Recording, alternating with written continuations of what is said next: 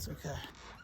No munchies. Schaefer House. Hey, this is Trevor from Schaefer House, and today we're going to be discussing some warm-ups for these stupid stiff fingers, you know? If you're like me, actually I have not warmed up today, so this is perfect, but it really helps to warm up before playing. So the first thing you're going to want to do is this cool little stretch where you just go up and down the neck with these fingers. And, you know, slower the better. And don't want to hurt yourself. And cool, do that a few times and you're good. Now we're going to be looking at a chromatic exercise to warm up with using straight alternate picking throughout, which is just down, up, down, up. It's what these symbols that you often see refer to. And what's cool is that the frets correspond with the fingers you're going to be using this exercise. So as you can see on Mr. Left Hand here, index is 1, middle's 2, ring is 3, pinky's 4. So, knowing that, it sounds a little something like this.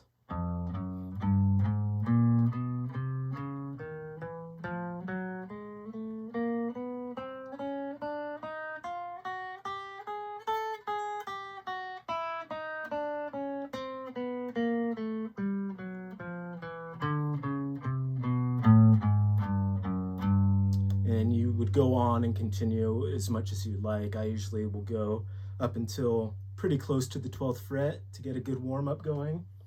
And after doing that a few times, we would go to the next exercise, which is going to be adding different permutations of that.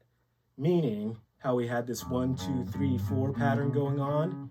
Now you can mix it up to like 1, 2, 4, 3, for example.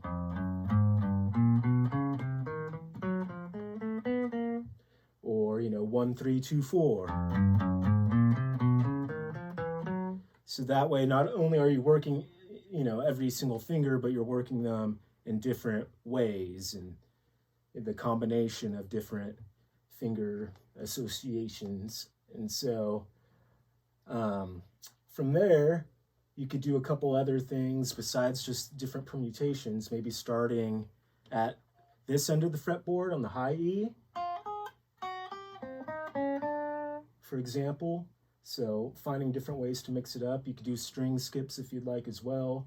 But just keep the picking up, down throughout the whole thing, no matter what the permutation is.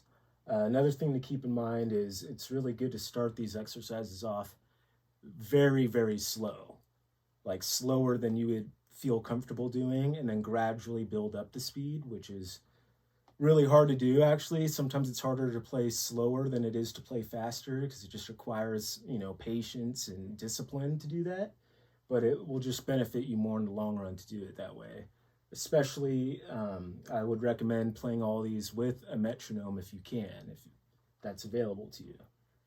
And so after we permutate, then we isolate, which means it's going to be the same general idea, but just isolating certain finger groups. So for example, maybe we'll just do 1, 2 all across the fretboard, meaning like 1, 2,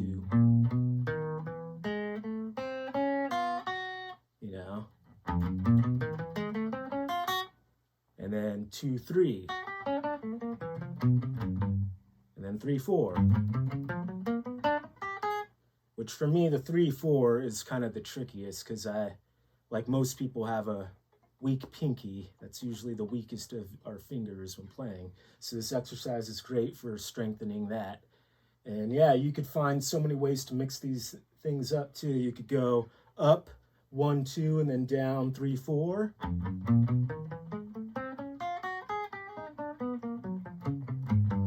You know, and yeah, I encourage you to find lots of different ways to mix this up and keep it fun and exciting for you. You can mix up the rhythm of how you play things. Instead of just 8th notes or 16th notes, try triplets.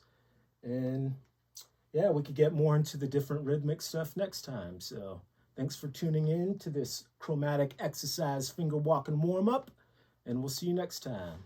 This is Trevor from Schaefer House signing out.